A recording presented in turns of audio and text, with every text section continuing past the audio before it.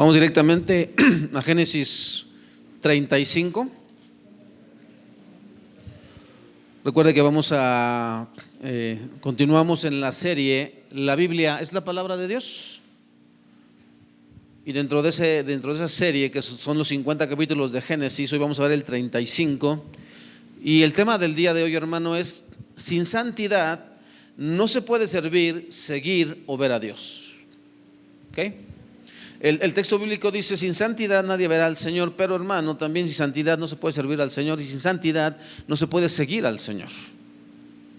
Porque es necesario, hermano, que cuando nos convirtamos en seguidores, o queramos servir al Señor, o queramos ver a Dios, tendremos que estar en santidad. Bien, el texto es largo, hermano, por cuestión de tiempo no lo vamos a leer, lo vamos a ir leyendo conforme vayamos desglosando el texto bíblico, pero vamos a ponernos en las manos de Dios. ¿Le parece? Incline su rostro un momento y vamos a decirle al Señor: Dios, te damos gracias, Padre, por este tiempo. Señor, queremos ponernos en tus manos. Queremos pedirte, Santo Espíritu, que seas tú quien nos guíe a toda verdad, a toda justicia, a todo conocimiento, Señor. Y que seas, Señor, tú quien haga la obra en nosotros, y esta tierra se ablande, y esta semilla caiga en buena tierra, y no vuelva a ti vacía, Señor, sino que haga para lo que fue enviada. En el nombre de Jesús, amén. De una u otra forma, hermano, Dios hará que sus propósitos en nuestra vida se cumplan, sobre todo cuando hemos hecho un pacto con Él. Muchas personas, muchos cristianos, tenemos la loca idea de que un día Dios se va a olvidar de lo que dijimos en oración. Yo no sé, hermano, cómo tú tomes la oración. No sé si para ti la oración sea una especie como de fórmula mágica, o sea, de verdad la forma en que tú has entendido que nos comunicamos con Dios. Y a veces, hermano, tenemos la ligereza de hacer oraciones sin sentido, o hacer oraciones, por así decirlo, a la ligera, y decir cosas que no estamos dispuestos a cumplir. ¿Ok? Queremos hacerle como una especie de manita de puerco a Dios, ¿no? Y si no me cumples, entonces no cumplo, yo tampoco. Pero, hermano, debes de ser consciente que así no funciona con Dios. ¿Sale? Dios, por eso se llama Dios. Y Él toma muy en serio las palabras que salen de nuestra boca, sea que las digas o que solamente las pienses. Acuérdate, porque dice que nosotros no sabemos qué orar ni qué pedir, sino que nosotros con gemidos, el Espíritu con gemidos indecibles, ¿qué? Clama al Señor. Entonces, acuérdese de la oración de Ana. Dice que solamente movía los labios porque no lo hacía en voz alta.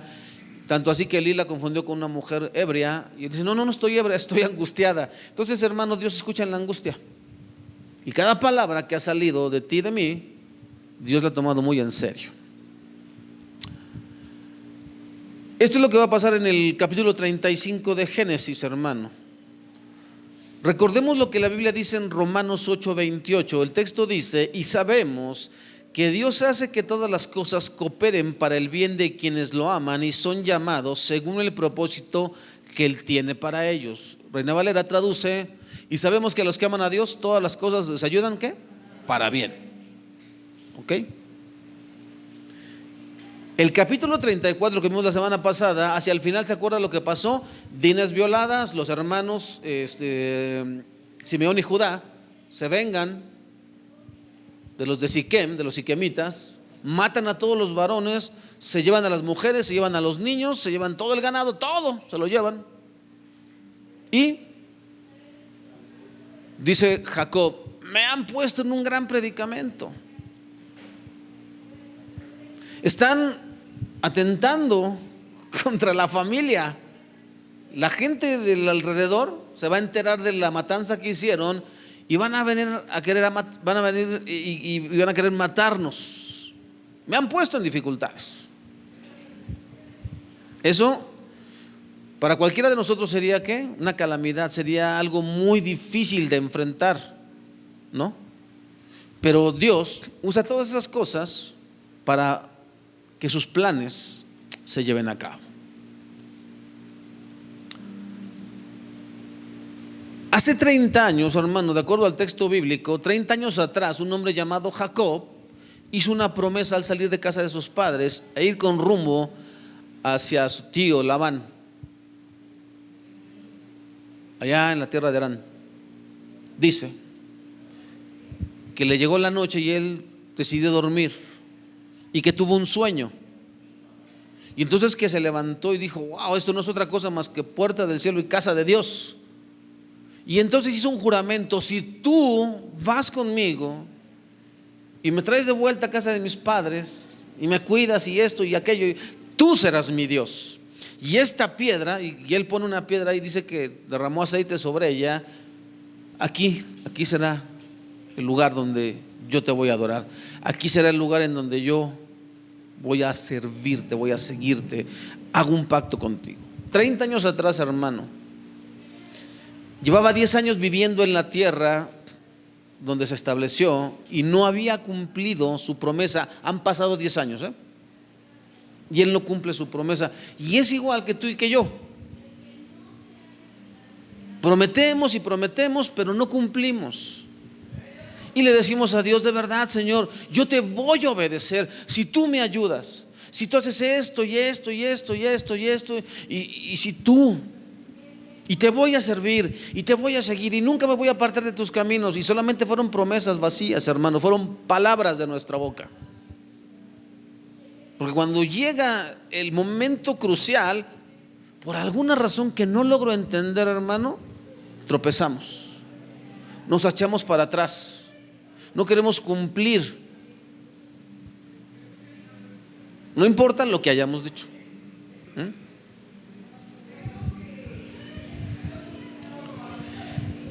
El capítulo 34, hermanos, si le pones atención, no menciona a Dios, nunca menciona a Dios, jamás. Nos dice que una chica llamada Dina, ¿no? Pero no menciona a Dios, hermano. Pero en este capítulo 35 se le menciona por lo menos 20 veces. Y vamos a ver qué pasó en Salem. Ahora, si tú lees bien conmigo, hermano, vamos a leer versículo 1. Entonces Dios le dijo a Jacob: prepárate, múdate a Betel, establécete allí y edifica un altar a Dios, quien se te apareció cuando huías de tu hermano Esaú. Dios le recuerda: la razón por la que me prometiste, por la que hiciste un pacto conmigo, es porque tu hermano quería tu vida. La razón por la que tú y yo llegamos a Cristo, hermano, no fue por casualidad. Déjame te lo pongo en este contexto. Supongamos que tú eres hijo de familia y entonces tu familia o tus padres tenían un problema. Y entonces tú llegaste a Cristo. ¿Por qué? Porque tus padres conocieron a Cristo y entonces cuando eres hijo, pues tienes que obedecer, ¿no? Bueno, eso es lo que se supone que debería pasar en las familias, que los hijos obedecen a los padres. Entonces, a partir de hoy, vamos a servir al Señor. Y tú, si nunca hemos ido a la iglesia, nunca hemos sido religiosos, ¿no? Pero lo vamos a ir a servir porque nosotros teníamos un gran problema. Una de las cosas que yo siempre le he dicho a mis hijos, a Vania y Elías, desde que son pequeños les he dicho: esta familia existe porque Dios rescató a tu padre de drogas y alcohol. Tu padre era un alcohólico y era un drogadicto. De ahí Dios lo rescató y lo trajo a su servicio. Tu mamá no era adicta ni mucho menos, ella era una chica común y corriente, pero en su hogar había una situación muy, muy difícil. La familia estaba separada, se había dividido, el papá se había ido y mamá se había quedado con todos los 6 chamacos. Fue en ese contexto que conocieron a Cristo. Bueno, de esas 2 personas fracturadas, de esas 2 personas con heridas en el alma, es que Dios levantó una familia, que es esta, de la cual ustedes son hijos de esta familia. Y ustedes jamás han visto una gota de alcohol en casa, jamás han visto lo que es un cigarro en casa, jamás han escuchado música del mundo en esta casa, jamás han estado bajo la influencia del mundo en este hogar, porque Dios levantó 2 personas para que los protejan a ustedes, para que los instruyan en sus caminos y ustedes no tengan que repetir la historia de sus padres. Y ustedes le deben eso al Señor. Y dice Los textos bíblicos, sobre todo en el Éxodo, cuando Dios dice que levanten monumentos, que levanten piedras, cuando cruzan el Jordán, que pongan esto, que pongan aquello, para que cuando sus hijos les pregunten qué significan estos monumentos, estas piedras, estas cosas, ustedes les respondan: el Dios de nuestros padres, que se nos apareció en Egipto, nos sacó de tierra de esclavitud, de tierra de servidumbre, y nos trajo a esta buena tierra donde el día de hoy estamos. Así que tú podrás decir: yo no quería ser cristiano, yo no pedí nacer en esa familia. Déjame explicarte algo: a Dios no le interesa si te gusta o no te gusta.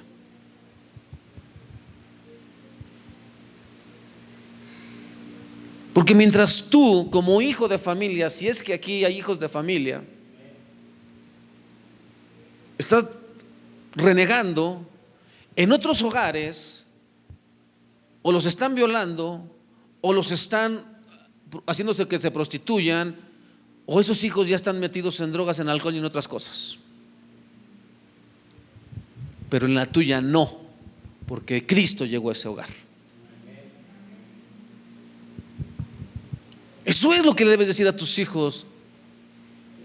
Cuando se te pongan rebeldes, les dirás eso. No se te olvide que este hogar está de pie por Cristo. Ahora, si tú eres padre, si tú eres el que llegó a Cristo, por la razón que sea, no se te olvide la razón por la cual llegaste. Tú no estabas un día en la feria de Chapultepec con toda tu vida resuelta, y cuando Cristo se te apareció dijiste: bueno, me falta Cristo, lo aceptaré. Tú estabas metido en graves problemas cuando Cristo llegó a tu vida. Tú tenías una vida que no era vida. Tú estabas lleno de heridas y de fracasos y de frustraciones. Así fue como Dios te encontró, aunque no me cuentes tu historia. Me basta con saber que el ser humano tiene naturaleza caída y que todos, sin excepción, aunque estén podridos en dinero, tienen el alma traspasada. Tú podrás conocer a un Luis Miguel, a escuchar de toda esa gente famosa. Esos son los peores. Esos son los que tienen más bajeza. Entre más dinero tienes, más te corrompes, porque crees que todo lo compra el dinero. Esa gente se prostituye, esa gente es homosexual, esa gente tiene prácticas vergonzosas. No confundas, hermano. No creas que el dinero da moral. No creas que el dinero da estatus. Lo único que el dinero hace es corromper el alma. Eso es lo que hace el dinero. Ahora, cuando se tiene a Dios y se tiene dinero, ese es otro boleto, hermano. Cuando Dios te ha bendecido, hay un hombre en la Biblia llamado Bernabé, que cuando viene la persecución a la iglesia, él tenía una propiedad y dice: hay necesidades en la iglesia, venderé la propiedad y la traeré a los pies de los apóstoles para que hagan con ello lo que Dios les indique. Escúchame bien lo que te estoy diciendo, iglesia. Para que hagan con ello lo que Dios, no para que se enriquezcan, no para que se compren coche, no para que se compren trajes y la iglesia se esté muriendo. El pastor, al menos el de esta iglesia, no tiene esa libertad. Si es una iglesia pequeña como esta, y si hay otras necesidades, y alguien dice: pastor, yo traigo esto porque Dios me bendijo y aquí tiene, usted le dejo 200,000 pesos. Si es responsabilidad tuya que ese dinero se use para la obra de Dios, no para el pastor. Yo tengo un caso, hermano, no es personal, pero una hermana de esta iglesia vendió una propiedad y llevó su diezmo a esa iglesia en la que ella se reunía. Y escuchen las palabras de la esposa del pastor: no creas que por esto puedes pedir cuentas. Error. Yo no te lo estoy dando para ti, yo estoy dando para la obra de Dios, porque es lo que Dios pide. Traed los diezmos al alfolí y hay alimento en mi casa. Entonces, si tú das un diezmo, debes preguntar, bueno, ¿qué haces con? Tú ya sabes en qué están incluidos tus diezmos, ¿vale? Tú sabes que en esta iglesia se dan cuentas de lo que entra aquí, ¿vale?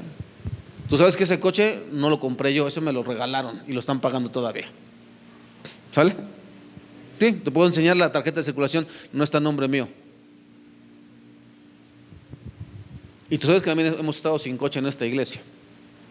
Y tú me conoces de hace 9 años.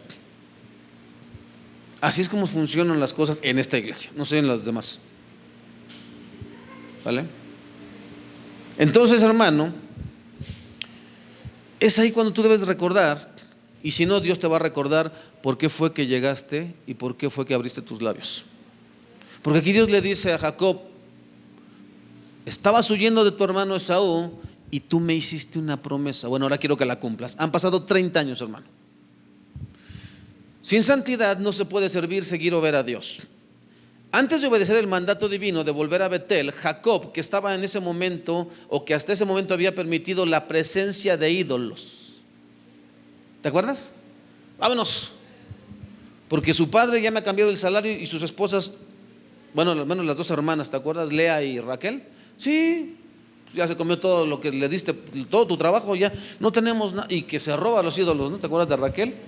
Y luego, no, es que yo estoy en mis días y tú, papá, perdóname, pero no me puedo levantar. Está bien, ¿no?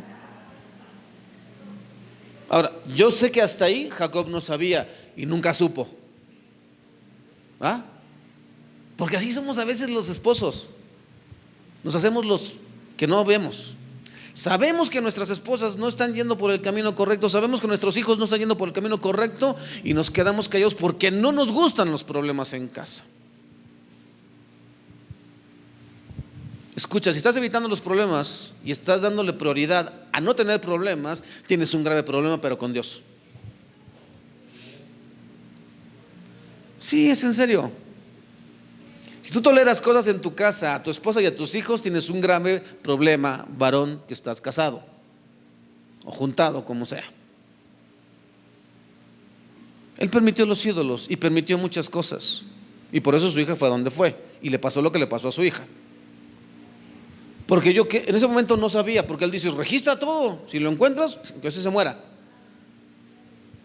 Pero y después, en 10 años nunca se dio cuenta que tenían los ídolos. Yo creo que hasta le digo: no, ponlos ahí en la repisa, ¿no? Para que se vean bonitos. ¿Por qué no los tiró inmediatamente? Porque hasta que Dios le recuerda que cumpla su promesa, entonces, bueno, vámonos quitando los ídolos. Aquí, hermano, fíjate bien. Es extraño, pero por desgracia hay familias que van a la iglesia, incluso sirven en algún ministerio, pero en sus casas se adoran ídolos y se permiten cosas que no glorifican a Dios. Te pongo un ejemplo.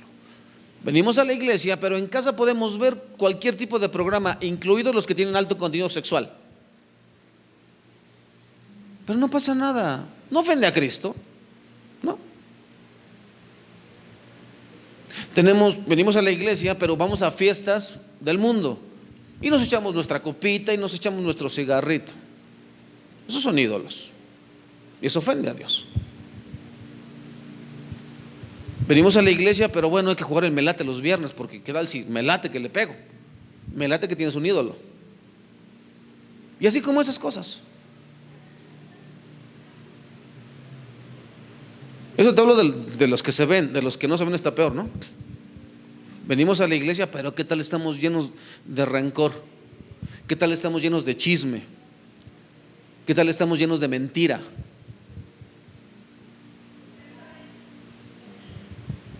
Antes de volver a Betel, Jacob ordena a su familia que es necesario limpiarse tanto de ídolos como de mente.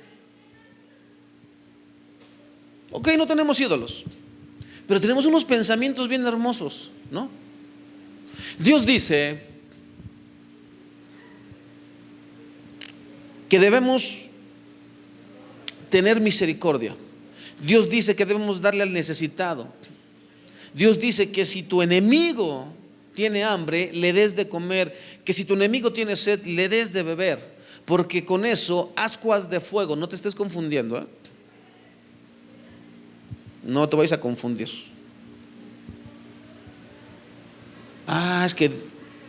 Es que si eso no está aquí, hermano, no sirve que lo hagas. Eso tiene que ser un acto de amor genuino. Pues para que se retuerza le voy a... No, así no sirve. ¿Vale? Pero yo pienso que Dios se equivocó. Ahí le faltó algo, ¿no? Porque estamos en esta iglesia y en esta iglesia no hablamos cosas negativas. Aquí no te hacemos sentir mal, hermano. Aquí queremos que te sientas bien, que te vayas de aquí feliz, gozoso, para que sepas que Dios te ha mandado a cosas grandes, cosas gloriosas. Espérame, bájale 2 rayitas. Dios nos ha dicho que toda la escritura es inspirada por Dios y que toda ella, absolutamente toda, sirve para nuestra vida. Entonces no nomás tomas las cosas que te convienen y las demás las desechamos. Porque ¿cuántos quieren ser sanos? Porque su palabra dice que por su llaga fuimos nosotros sanados. Si no has entendido bien, hermano, en 9 años que te he explicado la escritura, entonces te hace falta estar otros 9 años, ¿vale? Eso no significa, hermano, que no va a haber enfermedad. Eso no significa, que te quede bien claro. Por su llaga fuimos nosotros sanados, hermano. El problema del ser humano no es la enfermedad. ¿De qué sirve que estés sano y te vas a ir al infierno? El problema del ser humano es que tenemos una cosa llamada naturaleza caída, la cual le agrada el pecado. Cuando dice que por su llaga fuimos nosotros sanados, tendrías que irte al texto original y entender que el principal problema del hombre es que pecó contra Dios y que todos estamos destituidos de la gloria de Dios, a menos que creamos en Jesucristo. Si no nos sirve de nada tu sanidad física. Tuvimos un pastor aquí, ¿te acuerdas? El pastor Lemos. Estuvimos orando 2 años, estuvo luchando contra el cáncer y Dios se lo llevó en febrero de este año, 14 de febrero de este año.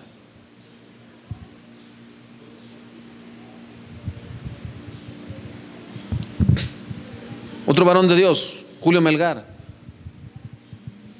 Marcos Witt, los de Miel San Marcos, Cristín de Clarion, que dijo: y no aceptamos un no por respuesta. Pues que dice Dios: pues yo soy Dios. ¿Y qué se va? Entonces, ¿eso es lo que dice el texto? Por su llaga fuimos sanados. Entonces, ¿Dios falló o nosotros entendemos mal la palabra de Dios?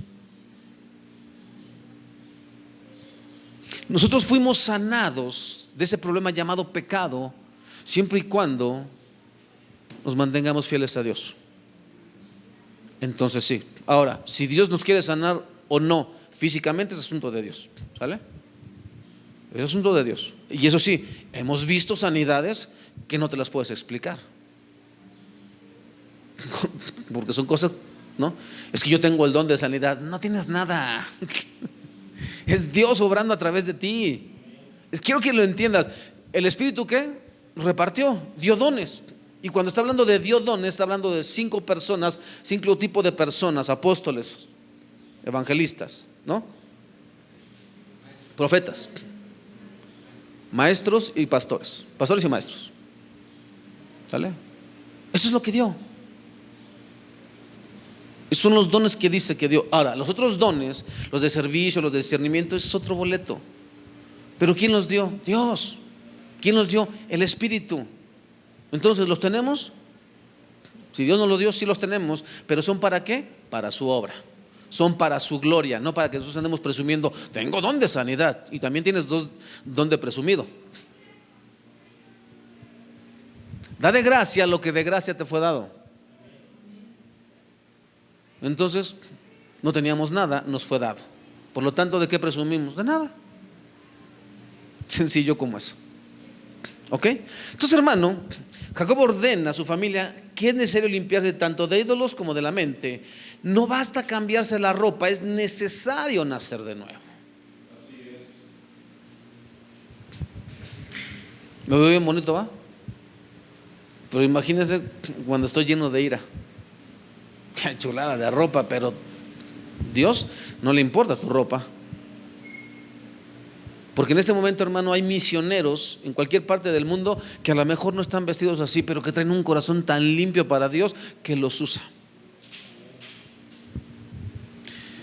Y entonces Dios le dijo a Jacob: prepárate, múdate a Betel, establécete allí y edifica un altar a Dios, quien se te apareció cuando huías de tu hermano Esaú. Y entonces Jacob le dijo a todos los de su casa: desháganse de todos sus ídolos paganos, purifíquense y pónganse ropas limpias. Ahora vamos a Betel, donde edificaré un altar al Dios que respondió a mis oraciones cuando yo estaba angustiado. Es hasta el 5, hijo. Él ha estado conmigo en todos los lugares por donde anduve. Entonces le entregaron a Jacob todos los ídolos paganos que conservaban y también los aretes, y él los enterró bajo el gran árbol que está cerca de Siquem. Cuando salían, Dios mandó terror sobre los habitantes de todas las ciudades de aquella región, así que nadie atacó a la familia de Jacob. Para poder entender el texto, hermano, tienes que irte a usos y costumbres de los pueblos antiguos. Por eso dice que también los aretes, porque para esas culturas, déjame te explico, no sé si ustedes ya conocen a Lolita, la que es era misionera, bueno, es misionera junto con su esposo ahora René. En aquel tiempo ella era soltera y anduvo en África de misionera. Y allá en África, hermano, las mujeres se pintan la piel. Es como sus adornos de ellos. La pintura que usan en la piel y en las uñas es henna. Y eso es algo muy caro allá. Cuando una mujer cumple años, eso es un regalo. Son cosas muy, muy caras para aquellos lugares de África, hermano. Hay unas cosas para la vestimenta, ¿sí las has visto, no? Como se envuelven acá y es solamente un paño, ¿sí? Como una sábana, por así decirlo, pero se burka, creo que se llama la cosa y se enredan en ella. Cuando Lolita fue allá, le trajo a Laura una que nunca la ha usado porque no se la sabe poner.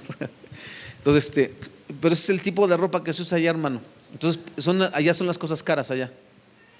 Entonces, es una cuestión de cultura. En los tiempos que está hablando aquí la Biblia, había mucho fetichismo y muchas creencias de que ciertos colegios o ciertos adornos te daban ciertas protecciones, como esos famosos cuando nacen los niños, ¿no? Su ojo de venado, ¿no? Que es una canica toda fea ahí y te lo venden como si fuera un ojo. Matamos el venado ayer, ¿no? Entonces, más o menos, por eso dice: quítense todo, quítense todo, quítense sus ídolos paganos. ¿En qué confiabas, hermano? Antes de ser cristiano, ¿en qué confiabas? Bueno, yo tenía una agrupación. Deja tu agrupación. ¿Sí es en serio? ¿En qué te apoyabas? En mi filosofía. A mí me encantaba la música. Deja tu música. A mí me encantaban las novelas para sufrir, porque ya ves que a las mujeres les encanta sufrir con vidas ajenas, ¿no? El mismo actor en 3 novelas y en todas sufre. Y están llorando por el mismo, ¿no? Lo curioso es que lo matan en y le siguen viendo en otras 2. Dices, bueno. ¿Cuál era tu ídolo? El fútbol. Deja de ver fútbol. ¿Cuál es? Ídolos paganos. Déjalo porque eso te quita mucho tiempo para tu comunión con Dios.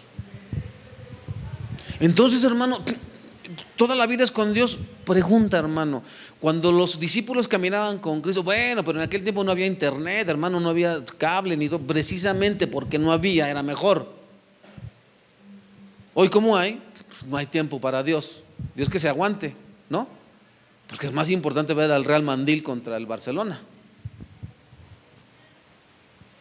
Dios que se aguante. Porque es más importante la fiesta con la tía Chencha que la comunión con Dios, ¿no? Es más importante el bautizo con el primo Paco, ¿no? ¿Cómo voy a dejar a mis cuates del grupo? No, pues como si son mis meros carnales, estuvieron conmigo hasta el final, ¿no? Él les dan baile también. Sí, es en serio. Muletas, eso es lo que son los ídolos, muletas. ¿Has leído el texto bíblico, hermano? Si lees bien vas a ver cuando dice el Señor, dice, son ídolos de piedra o de barro o de metal, que tienen ojos pero no ven, oídos no oyen, pies y no caminan. Quienes se apoyan en ellos son igual de vanos que ellos. Son muletas, solamente sirven para recargarse, pero no te llevan a ningún lugar. ¿Has escuchado es una especie de proverbio que dice: una mecedora te mantiene en movimiento, pero no te lleva a ningún lado? Así son esos ídolos. Así es cuando pones tu confianza en cosas que no son Dios. Y es lo que está diciendo, quítate todo. Las mujeres, ¿en qué confían? No, me voy a pintar el pelo para verme más bonita. Te vas a ver exactamente igual, ¿sale? Porque la que es fea, aunque se pinte el pelo, ¿no? Me voy a echar muchas mentiras en la cara, porque son mentiras, así no eres. Vete cuando te acabas de despertar, ¿no? Yo mismo me aterro conmigo cuando me veo al espejo, hermano. Imagínate tú que te pintas. Si así naturalito se espanta uno, ¿no? Así, mentiras en la cara. Se apoyan en eso. ¿No es lo que dice la psicología? Cámbiate el corte para que te veas diferente, para que vean que eres la nueva tú. Bueno, a esa nueva tú también le encanta el pecado. A los hombres que nos dicen, bajen de peso, pónganse bien. ¿Para qué? ¿Cómo para qué? Si lo que tienes podrido es el alma, no el peso. Digo, cada quien que haga con su cuerpo lo que quiera tendrá que dar cuentas a Dios, porque esto es templo del Espíritu. Sencillo como eso, hermano. De nada sirve que cambies la apariencia si adentro no cambia.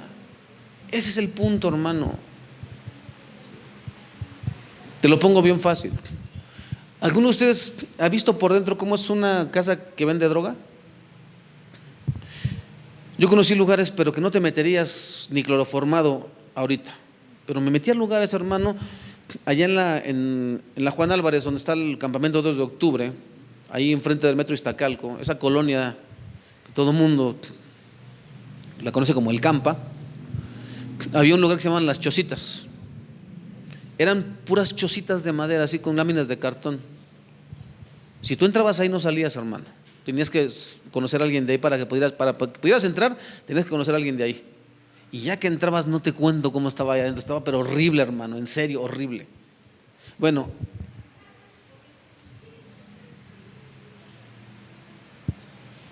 el día de viernes anunciaron que un hombre de 100 años llamado, de apellido Echeverría, se me olvidó el nombre, Luis Echeverría Álvarez. Su casa, una casa de completo lujo, hermano, está igual de podrida que la chocita del Campa. Porque si hay pecado, hermano, es lo mismo. Es lo mismo. No importa el título que te acompañe, no importa que diga presidente o expresidente, no importa que diga narcomenudista, si están llenos de pecado es lo mismo para Dios. No hace diferencia. No creas que adornar una casa, hermano, o pintar una iglesia es diferente si lo que está adentro no es diferente.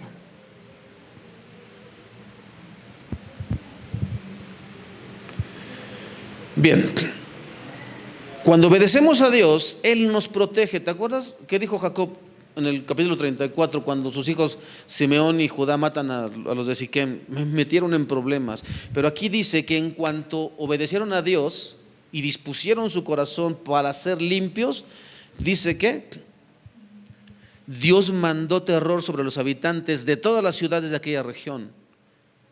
Así que nadie atacó a la familia de. Mira lo que pasa cuando obedecemos a Dios.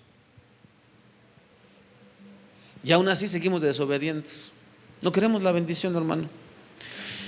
Cuando obedecemos a Dios, Él nos protege porque sus planes se llevarán a cabo en nuestras vidas. Es importante notar que Jacob se encarga de sepultar todos los restos de las antiguas tradiciones, ídolos y supersticiones. Denme todo. Y él mismo fue y ¿qué? Y lo sepultó. ¿Quién es el que tiene que empezar en casa? El hombre. ¿Quieres que tu casa, las cosas se compongan? Empieza por ti. Es que mi mujer, es que tu mujer, déjasela a Dios, ¿va? Tú atiende a Dios. Déjame te lo explico de esta manera, hermano. Te he contado muchas veces cómo fue que Dios me levantó para el pastorado. Te he contado muchas veces que yo ni siquiera leía la Biblia, hermano. Durante mis primeros 8 años de cristianismo, yo ni siquiera leía la Biblia, ni oraba y no me interesaban muchas cosas. Pero sí, yo el domingo estaba ahí tocando la alabanza porque yo era el ministro de alabanza. Y cuando el pastor me decía comparta, yo compartía y ya te he contado que todo me lo jugaba en un volado. Y bueno, voy a hablar de esto, ¿no? Pero yo no leía la Biblia, no la conocía. Y aún así, en su misericordia, Dios hablaba. Imagínate. Y entonces, hermano, mi esposo solamente oraba y oraba y oraba, Señor. Y Dios trató conmigo. Y entonces cuando Dios me levanta, mi esposa dice: ¿pero cómo? ¿No? Se enojó con Dios porque me levantó Dios. De ahí en adelante, hermano, yo jamás me volví a meter en problemas, jamás. Para que tú tengas autoridad en tu casa, varón, ponte a cuentas con Dios y Dios te va a respaldar. No te lo digo, hermano, en un sentido de machismo. Quiero que te quede claro. No te lo estoy diciendo porque yo sea machista. Pero en casa las cosas se hacen como yo digo. No porque yo sea machista, sino porque tanto mi esposa como mis hijos no les pido nada que yo no haría. Yo no les digo que busquen a Dios si yo no soy el primero que lo busca. Yo no les digo que sirvan a Dios si yo no soy el primero que lo sirve. Yo no les digo a mis hijos que no pueden ver ciertos programas si yo los estoy viendo. Yo no veo ciertos programas. Yo te he dicho que mis hijos y mi esposa tienen autoridad sobre mí, porque si yo estoy en la tele y estoy viendo algo que no glorifica a Dios, mis hijos tienen la autoridad y mi esposa para incluso apagar la tele y decirme: tú eres un ministro de Dios, tú no puedes. Esa es la razón, hermano, de que yo tenga autoridad en mi casa. No creas que me gano la autoridad por gritar o por pegar. Ahí están mis hijos, les puedes preguntar si los he vuelto a tocar después de que salieron de sexto año de primaria. A ninguno de los dos. Pero en casa hay disciplina. ¿Por qué? Porque es lo que dice Dios. Entonces Él dice: tráiganme todos esos objetos y yo mismo los voy a destruir. No delegas eso, hermano. No delegas tu autoridad como padre, como cabeza de tu hogar. El camino del deber es un camino seguro. Dios mandó terror sobre los habitantes de todas las ciudades de aquella región, así que nadie atacó a la familia de Jacob. Es importante que a nuestras palabras y pensamientos los respalden nuestras acciones. Si vamos a limpiarnos tanto de cuerpo y alma, dejar ídolos y mudar nuestros vestidos, vamos a ver versículos 6 al 15. Finalmente Jacob y todos los de su casa llegaron a Luz, también llamada Betel, en Canaán. Allí Jacob edificó un altar y llamó el lugar El Betel, que significa Dios de Betel, porque Dios se le había aparecido allí cuando huía de su hermano Esaú. Poco tiempo después murió Débora, la mujer que había cuidado a Rebeca desde niña, y fue enterrada bajo el roble que está en el valle de Betel. Desde entonces ese lugar fue llamado Alon Bakut, que significa roble del llanto. Ahora que Jacob había regresado de Padán Aram, Dios se le apareció de nuevo en Betel y Dios lo bendijo diciéndole: tu nombre es Jacob, pero ya no te llamarás Jacob. A partir de ahora tu nombre será Israel. Así que Dios le cambió el nombre y lo llamó Israel. Y entonces Dios dijo: yo soy el Shaddai, Dios Todopoderoso. Sé fructífero y multiplícate. Llegarás a formar una gran nación. Incluso de ti saldrán muchas naciones. Habrá reyes entre sus descendientes y te entregaré la tierra que le di a Abraham y a Isaac. Así es, te la daré a ti y a tus descendientes. Y luego Dios ascendió desde el lugar donde le había hablado a Jacob. Jacob levantó una columna conmemorativa para marcar el lugar donde Dios le había hablado, y luego derramó vino sobre la columna como sacrificio a Dios y la ungió con aceite de oliva. Jacob llamó a aquel lugar Betel, que significa casa de Dios, porque allí Dios le había hablado. El Betel significa el Dios de la casa de Dios. El Betel. No importa la casa, edificio, lugar de adoración material. Hermano, no importa si es este pequeño salón o es una iglesia para 200,000 personas. Eso no importa. No importa si es un jardín o si es un ranchito allá en la sierra. ¿Has visto las iglesias de una? ¿Alguna vez has ido a la sierra a ver una iglesia de las de allá, hermano? ¿Sí has sido tu ministro alguna vez? ¿Cómo son? Bien las de lujo, ¿verdad? Son unas cositas, hermano, unos jacalitos, a veces son de adobe y de barro. A veces con un foquito nada más, hermanos, si bien les va un foquito, si no hasta con velitas. Pero ahí también está Dios, hermano. No importa la casa, lo que importa es si Dios está ahí. En palabras sencillas, no es lo más importante estar en la casa de Dios, sino estar con el Dios de la casa.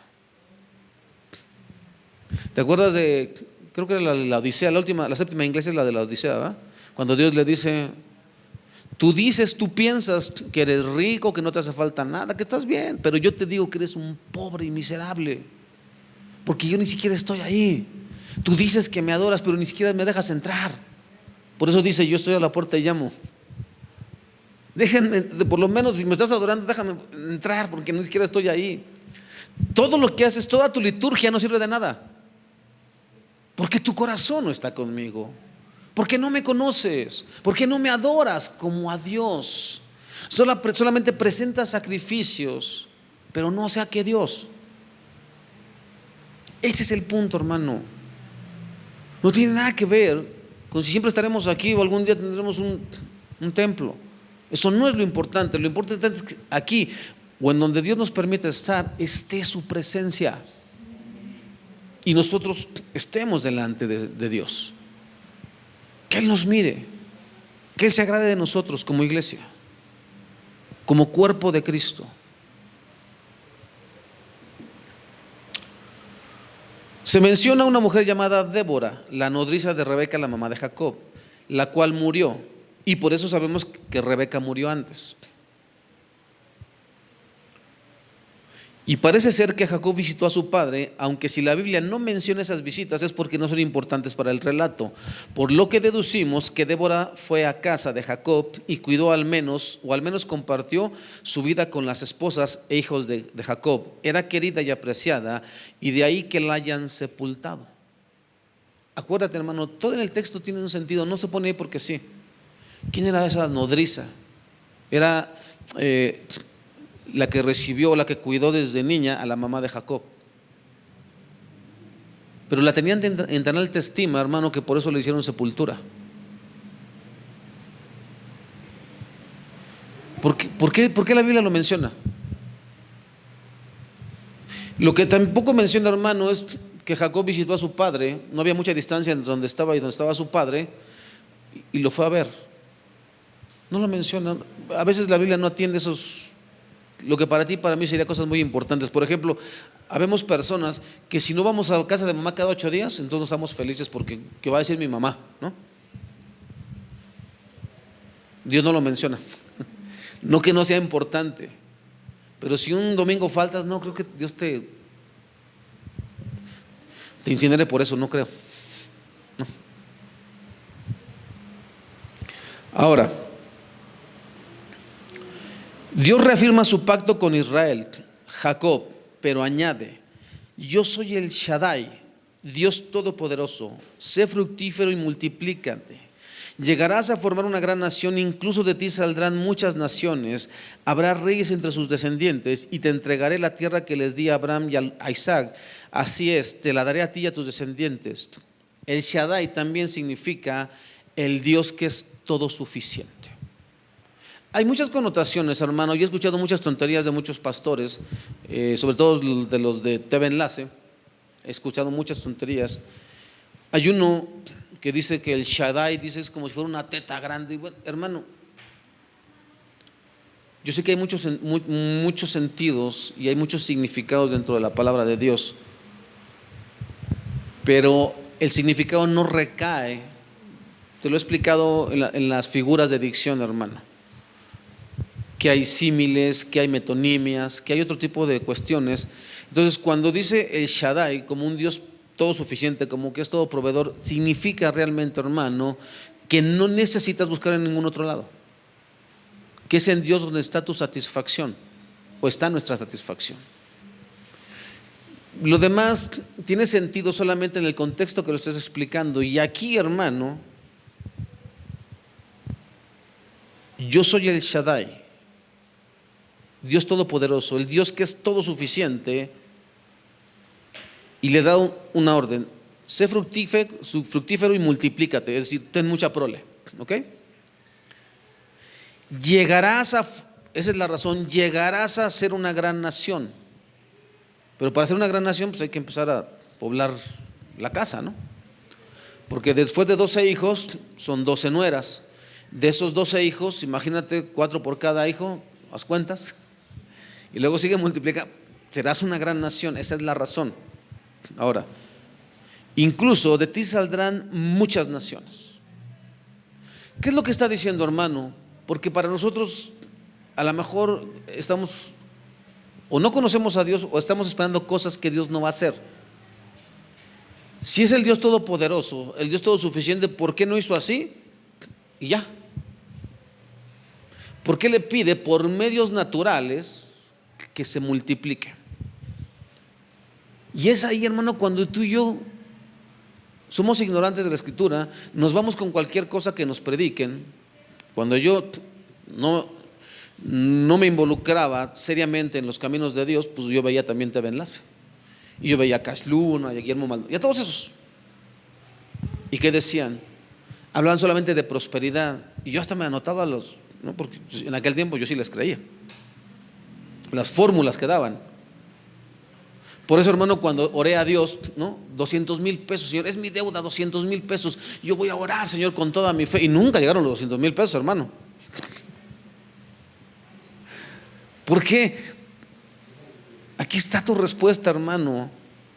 Porque Dios, pudiendo hacer así y aparecer un montón de pipiolada, dijo: sé fructífero y multiplícate. Porque esto es poco a poco. Señor, quita de mí el pecado. Y tú piensas que debe ser así y ya mañana eres santo o santa. No. Dios dice: es a través de pruebas y sufrimientos y pruebas y más sufrimientos que tu carácter va a ser transformado. Si obedeces a mi Espíritu Santo, si lo obedeces.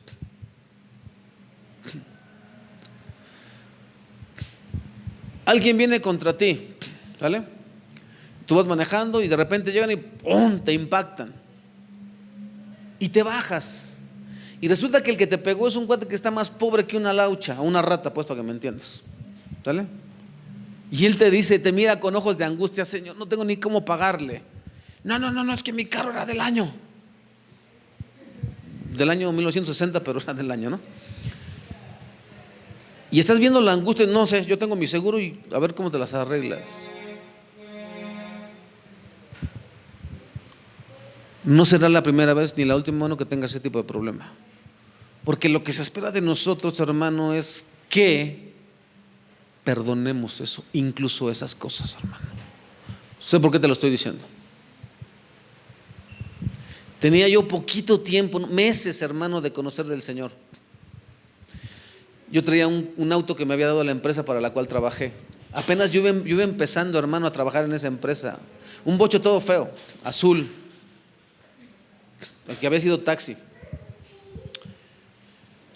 Le teníamos que hacer como los picapiedras, había que quitarle la parte del piso para hacerle así, hermano, para que avanzara esa cosa.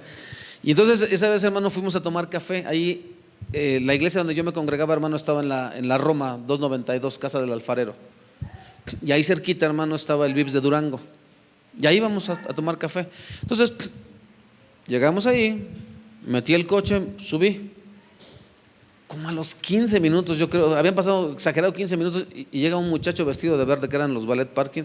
Me dice: señor, es que le pegué a su coche.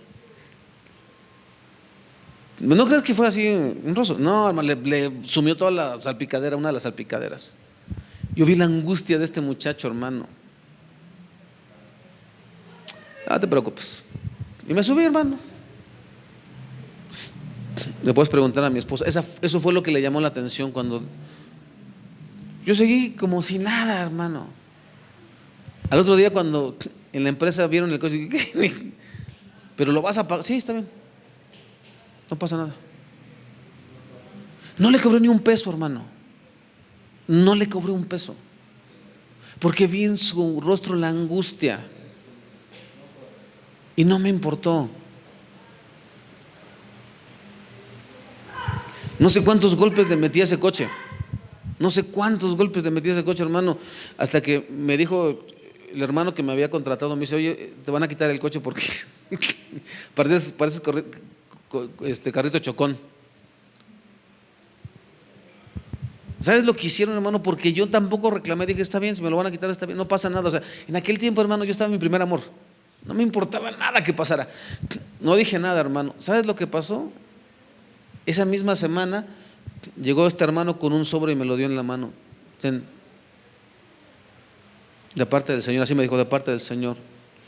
Era el total de la reparación del coche, hermano, en aquel tiempo. Pero porque a mí no me importaban esas cosas. Yo quería agradar al Señor. Yo todas las noches, hermano, iba a tomar café con unos hermanos y los iba a repartir. Uno a Azcapotzalco, otro hasta la salida a Cuernavaca, regresaba hasta Iztapalapa y terminaba en Coruña, hermano. Y no pedía un peso para la gasolina. Porque a mí lo que me importaba era ¿qué? La obra del Señor. El asunto fue cuando ya me importó, cuando empecé a cuidar las cosas materiales. Ahí fue el problema. Me llené de avaricia y Dios tuvo que tratar conmigo.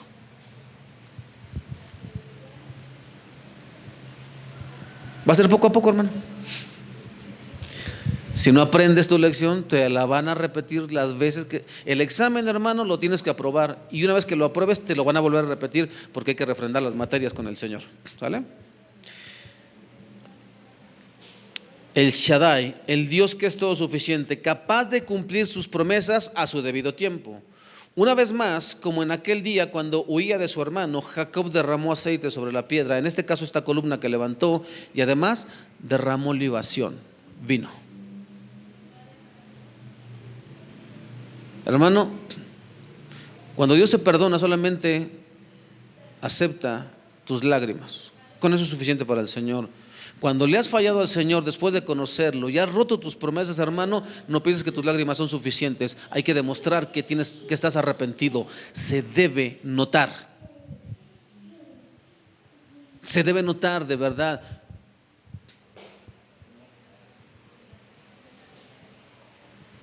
Yo volví, hermano, a beber. Después del primer año de cristiano, volví a beber. Te lo he contado. Y fui y le conté a mi líder y me dijo, siéntate ahí en la banca. Vino la división de la iglesia y yo seguí en la banca, hermano. Después Dios me levantó y después volví a pecar contra el Señor. Yo te lo he contado muchas veces. Se tiene que notar que estás arrepentido. Del año 2008 hasta el día de hoy no te he vuelto a probar una sola gota de alcohol, no te he vuelto a probar un solo cigarro, no te he vuelto a probar nada, absolutamente nada de droga. Se tiene que notar que de verdad estás arrepentido.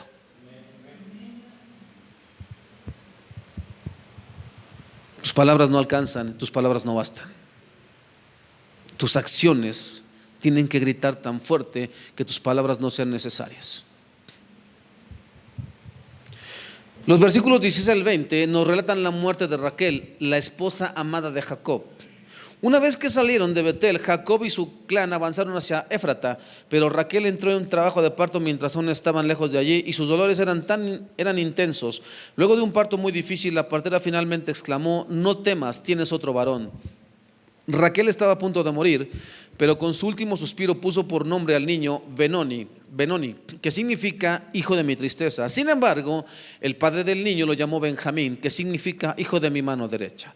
Así que Raquel murió y fue enterrada en el camino a Éfrata, es decir, Belén. Jacob levantó una columna conmemorativa sobre la tumba de Raquel, la cual puede verse hasta el día de hoy.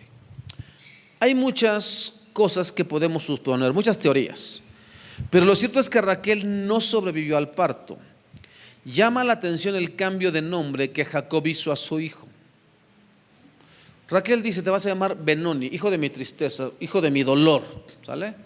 Pero dice Jacob: no, acuérdate, hermano, yo te he explicado que en aquel tiempo estaba muy relacionado el nombre con la vida de la persona. Entonces los expertos dicen que lo más probable para el cambio de Benoni a Benjamín, que es hijo de mi mano derecha, algunos otros teólogos dicen que significa hijo de mi vejez, o hijo que me va a sostener en mi vejez, o mi báculo, cosas como esas, ¿sale? Dice, hermano, que lo más probable es porque él, cuando llamara a su hijo, no quería recordar la muerte de su esposa. Por eso dijo Benjamín y no Benoni, ¿sale? Jacob no era alcohólico, yo creo.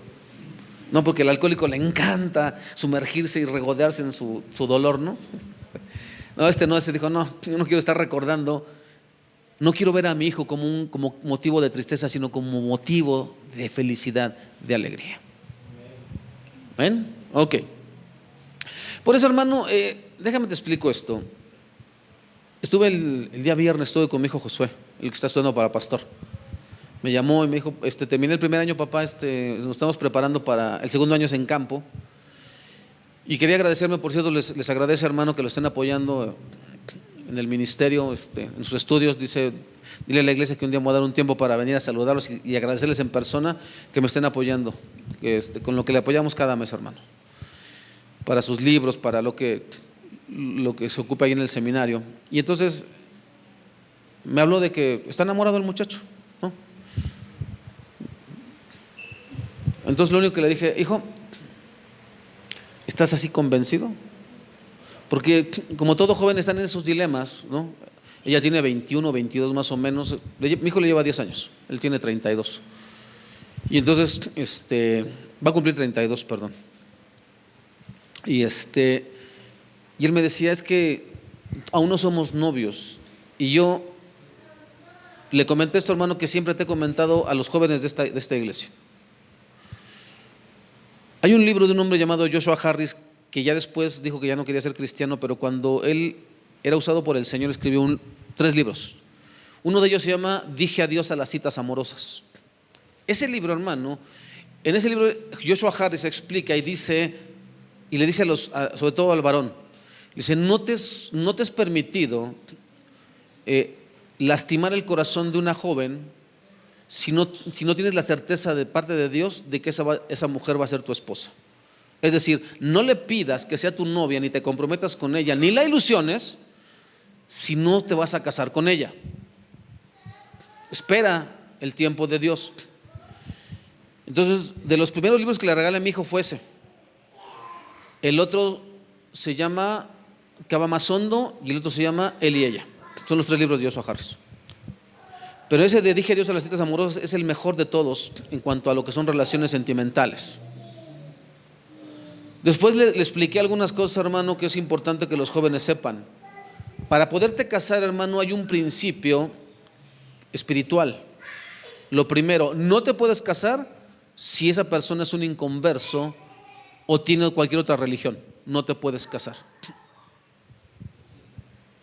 ¿Trajiste tus luces, mija? Regálale uno aquí al niño, porfa. Entonces, no puedes establecer una relación sentimental con alguien que no ame a Dios. ¿Sale? Principio espiritual. Principio de belleza. Tienes que casarte con la persona que de verdad te guste. No si le gusta a tu papá, no si le gusta a tu mamá, no si le gusta al pastor, no si le gusta a la familia, con la que te guste o te guste a ti. ¿Sale? Pero también te vas a casar con la familia. Y también debes de saber que hay un principio de cultura. El principio de cultura, hermano, es de qué estrato social vienen ambos. Cuando yo me iba a casar con mi esposa, le fui a preguntar al dueño de la empresa en la que yo trabajaba, Carlos, voy a casarme, ¿qué consejo me podrías dar? Si no puedes darle la vida que sus padres le dan, no te cases, porque vas a tener problemas.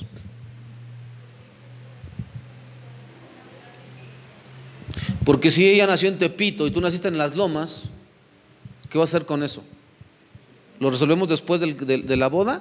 No, eso es antes de la boda. Porque imagínate a ella, ¿qué pasó, mi rey? Entonces, ¿qué?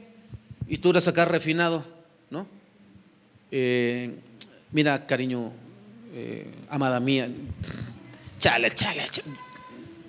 Y luego cuando lo presentas en sociedad, y luego imagínate aquí en la iglesia, y si no se refina la muchacha, predica tu amor. Entonces ahí tenías. Eso también lo tienes que averiguar, hermano. Principio de cultura. Y hay cosas, hermano, que hay que alinearlas. ¿Sale? Yo no estoy diciendo que no haya milagros y excepciones. Mi esposa y yo somos una excepción. Ella vivía en otro nivel y yo, ¿sale? Yo era del barrio, hermano, pero barrio, no crees que cualquier cosa. pegadito ahí al campa, ¿no? No, no me agarres, mijo, ahí sí no. Entonces, esa cuestión, hermano, cuenta. Porque ella, hay una de cosas que yo conocí, hermano, que mi esposa, ni idea, ¿no?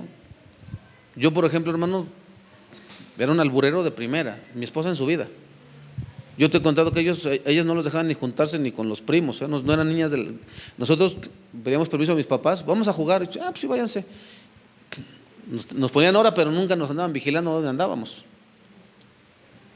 Entonces por eso mi mamá luego no sabía con quién me juntaba, ¿no? Imagínate, te voy a decir los nombres de mis amigos, ¿eh? El Jarros, el Vampiro, el Curi, ¿no? El Chuchín, la Globos. Ya, para que te des una idea más o menos de mis amistades. Entonces, hermano, esas cosas son importantes aunque no lo creas. Y lo que te decía yo de mi hijo, le dije, ¿sabes qué, hijo? ¿La amas de verdad? Bueno, ahora, si la amas, respétala. Si la amas, la vas a sacar de blanco de su casa y no vas a tocarla. No, ahorita no. Y tú le llevas 10 años y tú eres responsable porque estás estudiando para ministro, y no me vengas con tonterías. Si tú a esa joven le faltas al respeto y la seduces, conmigo no cuentes. Pero si tú la honras y la respetas y le das gloria a Dios y honras a sus padres, sabes que haré todo lo que esté en mis manos para apoyarte en lo que sea. 32 años, hermano, y me dijo algo que me rompió el alma. Papá, siempre necesité de ti y de tu consejo. Gracias por estar aquí. Me lo aguanté, hermano, porque soy muy macho, pero sí me destrozó, hermano. Nunca estuve ahí con él porque lo abandoné cuando tenía 6 años, mi hijo. Y siempre estuvo esperando que su papá le dijera que él es un hombre. Siempre estuvo esperando que yo le dijera que lo amo y que confío en él y que creo que él puede. ¿Te das cuenta? Todo lo que dejamos perder los que somos padres, todo el daño que le hemos hecho a nuestros hijos, esas cosas hay que arreglarlas en vez de estarnos arreglando nosotros. Es más importante el alma de nuestros hijos, hermano.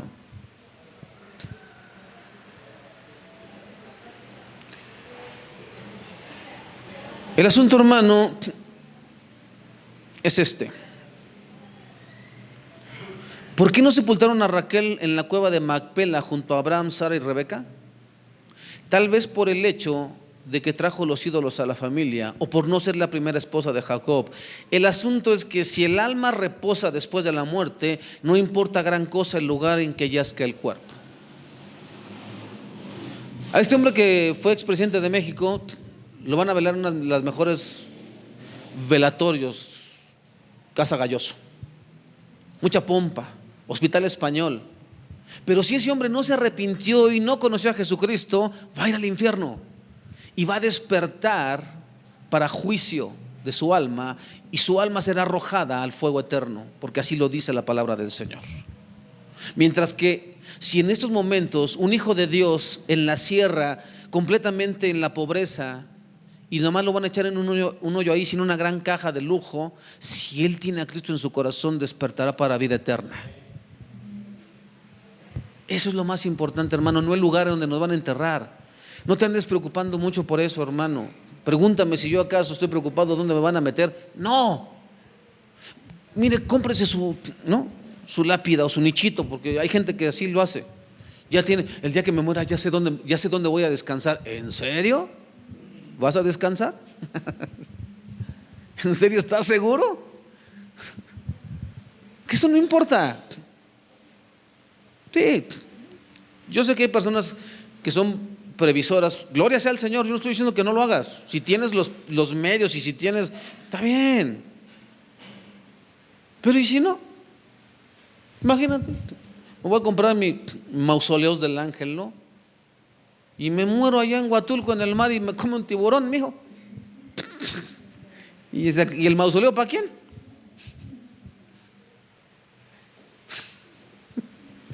Por eso, hermanos, esas cosas a mí no me preocupan tanto, ¿ok? Si lo puedes hacer, hazlo, no tengo problema. Debió ser muy duro para Jacob perder a su esposa Raquel, para tener que soportar ahora la traición de su hijo Rubén. Porque el texto dice, hermano, que su hijo se metió ¿con quién? Con la concubina, pero en realidad era su esposa también. Ahora, creemos que Bilha tenía más culpa. ¿Por qué? Porque Rubén no era un joven, ella era una mujer.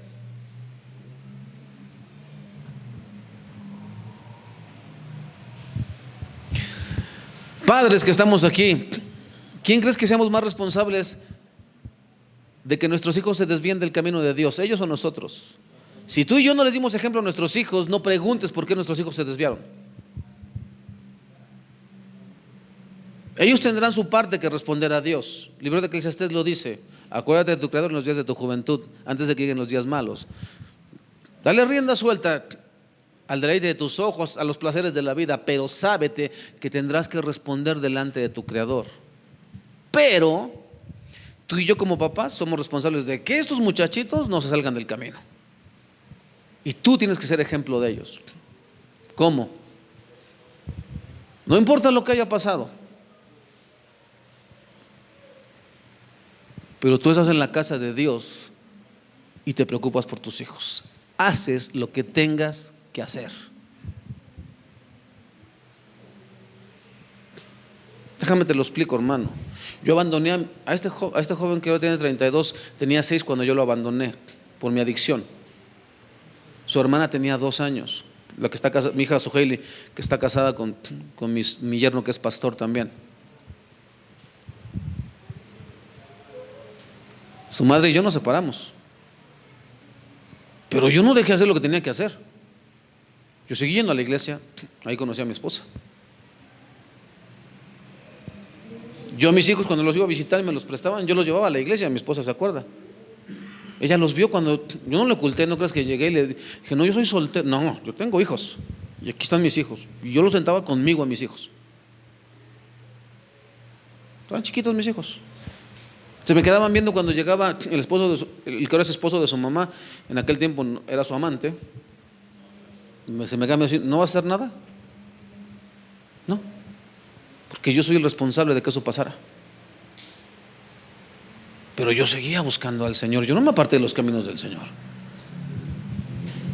Yo iba a ver a mis hijos cuando no eran cristianos, y mi hija tenía una relación de noviazgo con un chico de ya muchos años, y yo sabía que ellos tenían relaciones íntimas, y yo le decía: lo que tú estás haciendo está mal, estás pecando contra Dios. Cuando ellos se empezaron a congregar en la iglesia, le dije a mi hija: ¿que tus pastores no te han dicho que lo que estás haciendo es pecado?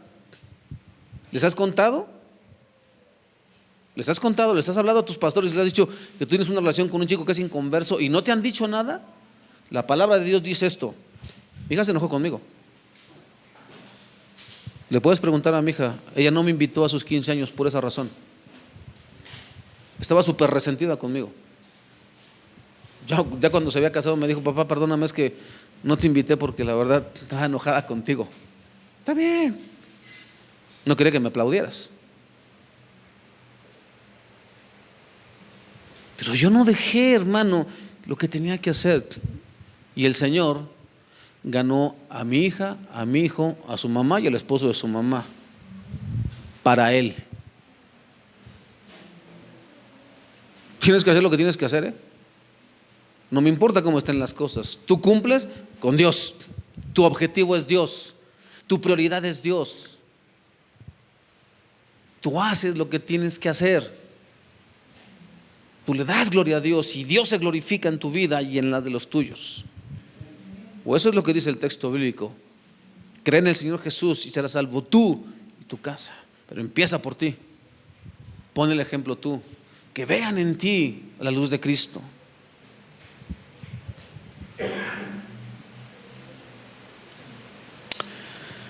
Ok. Debió ser muy difícil para Jacob perder a su esposa y luego la traición de su hijo. Además, de ser la mayor que Rubén, Bila era esposa de Jacob. El asunto es que le costó la primogenitura y con ello la subsecuente bendición. Fíjate lo que te puedes perder, hermano, por pecar. Qué bendición cuando tú eres el primero que conoce de Cristo. Nadie te puede quitar esa bendición. Pero por el pecado podemos perder tanto la primogenitura como la bendición que eso acarrea, hermano. Nada más por la necedad.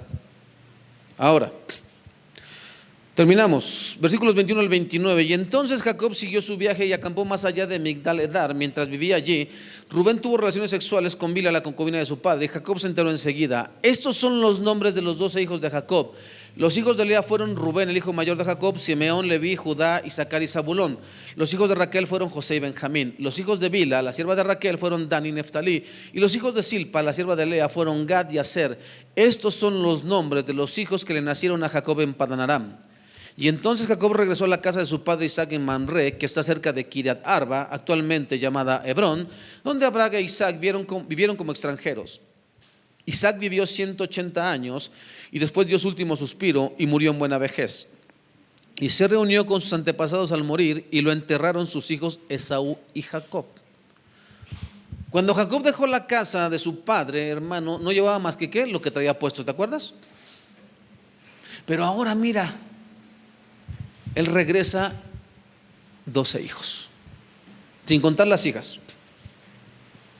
Ese es Dios, hermano, el que te encontró y me encontró sin nada, sin nada. Así me encontró Dios a mí, sin nada. Ni lo que traía puesto, ni mi vestimenta era mía, me la prestaba mi hermano. Así me encontró Dios. Bueno, es una super bendición, hermano, el que Dios haya confiado en mí, me haya dicho: quiero que seas uno de tantos pastores que he levantado. Y no solamente eso, te doy una esposa y unos hijos. Si eso no es bendición, hermano, no sé que sea bendición.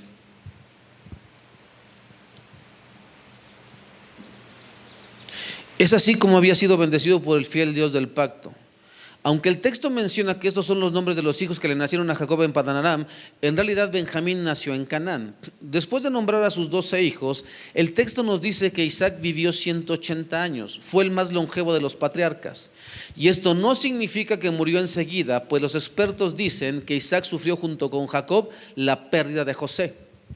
Cuando entra que ya es el próximo capítulo, la próxima semana, entramos ya, no es cierto, vamos a ver a los descendientes de Esaú y después ya, en 2 semanas, que por cierto te aviso de una vez, hermano, ahorita que acabamos la grabación te aviso. Cuando entremos ya al capítulo 37, es cuando ya viene la historia de José. Isaac todavía le tocó enterarse de que ¿te acuerdas que lo dan por muerto? Todavía estaba vivo Isaac. Y todavía, según lo que dicen los expertos, y que en realidad murió 10 años antes de que Jacob se fuera con toda su familia a Egipto. Algo más que debemos destacar es el hecho de que ambos hijos, Jacob y Esaú, enterraron a su padre. Quiero que te quede claro esto, hermano. Si dejas que Dios obre en tu vida, Dios va a resolver cualquier diferencia que haya.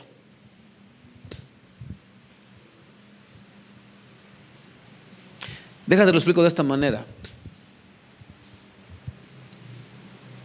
La última vez que la madre de mis hijos, los mayores, y yo hablamos, se me ha olvidado, hermano.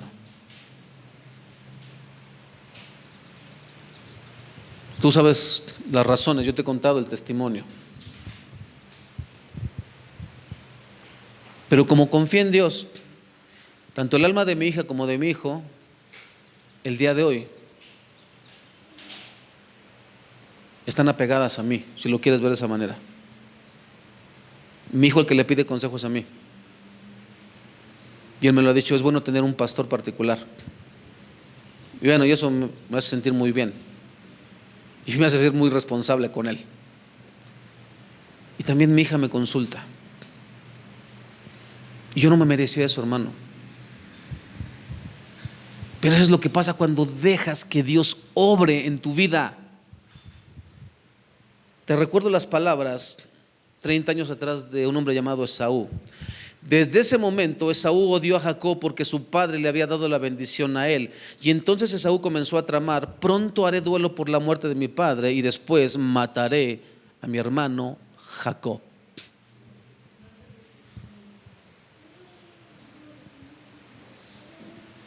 Esos eran los pensamientos y las palabras de Esaú.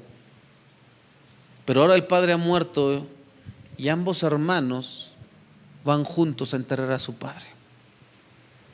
Ese es Dios. Ese es el Dios que obra en las vidas de aquellos que confían en Él.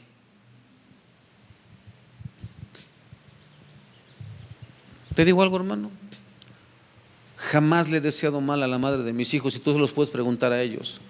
Siempre que ellos han venido conmigo les he dicho: ustedes a quien le deben honra es a su madre, porque ella fue la que se quedó con ustedes, como sea lo sacó adelante. Jamás les diré a mis hijos nada en contra de su madre, pero siempre les he dicho: cuando mi hija se casó, el esposo de su mamá le dijo a mi hija: ese hombre no merece estar en tu boda porque él no estuvo contigo, tu padre soy yo. Y no sabían cómo decirme, y le dije: hey, es tu boda, ¿por qué tendría yo que arruinárselas y entristecerla? Esas son mis consecuencias por haberte abandonado. ¿Sale? Cásense, es su boda, no pasa nada. Si tu felicidad y los que están alrededor depende de que yo no esté ahí, no pasa nada. No fui. Ahora que estuvo mi hijo conmigo: no te preocupes, hijo, porque él me ha pedido que si cuando se case yo los puedo casar. Le dije: bueno, si en tu movimiento te lo permiten, pues yo encantado de la vida, ¿vale? Pero tienes autoridades. Pero esta vez sí le dije: y por cierto, ¿qué les enseñan en su iglesia? ¿A odiar? ¿Eso es lo que se enseña en el púlpito? Hermano, nosotros los pastores somos responsables de enseñar, y no solamente de enseñar, sino de vivir la palabra de Dios. Jesús dijo: en la cátedra de Moisés se sientan escribas y fariseos, hagan todo lo que ellos les digan, pero no hagan como ellos hacen, porque ellos dicen pero no hacen. El día que yo te enseñe a odiar es el tiempo de que te vayas de esta iglesia. Porque yo aquí tengo que hablarte no solamente del amor de Cristo, sino vivirlo.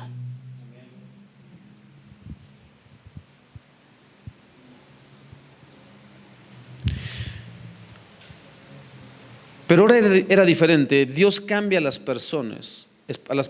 Esaú ya no sentía odio por su hermano. Después dio su último suspiro y murió en buena vejez, y se reunió con sus antepasados al morir, y lo enterraron sus hijos Esaú y Jacob. ¿Cuál será nuestra conducta después de haber escuchado el tema de hoy? ¿Viviremos en santidad y obediencia a Dios? Las Escrituras nos dicen que sin santidad nadie verá a Dios. Lo realmente importante después de esta vida es si despertaremos después de morir, o si es que nos toca el arrebatamiento, si estaremos con Dios allá en el cielo. Eso es lo que importa, hermano. Hoy vamos a entonar un canto, hermano,